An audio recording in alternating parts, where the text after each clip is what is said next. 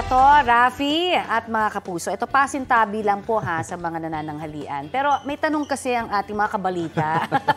Kaya mo daw bang kumain ng nakaupo sa toilet? Nako, marami na akong ginawa habang nandun sa trono pero hindi pa ang pagkain. Ayun naman. Hindi ko pa nasusubukan Pues yan. ito magandang idea to. Ihanda nyo na ho ang inyong sikmura dito sa susunod na balita ko. Bakit kanyo? Eto ha, yan o. Agaw eksena kasi ang toilet-themed cafe sa Naga, Cebu.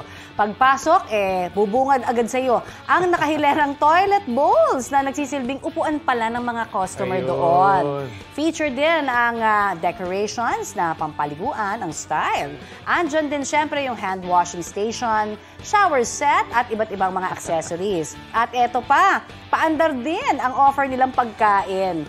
Kakayanin mo bang humigop ng sabaw mula sa Arinola? Grabe naman yun. Pero sa mga hindi nakagamit ng Arinola, baka okay lang sa kanila. Diba? Pero yung mga Pero imagine mo. yung older generation na nakakagamit niyan, naku, malamang magdalawang isip.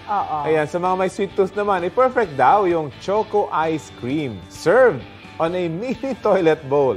Sabi ng cafe owner na mag-asawa, inspired daw ang concept na ito sa isang restaurant na nabisita nila sa Taiwan.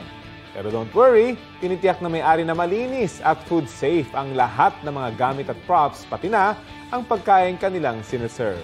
Basta malinis. Tsaka ito naman ay concept lamang. Team lang nila. At talagang nilagay nila sa extreme yung pagiging iba nila. Oo, diba? Para puntahan nga naman. Tama.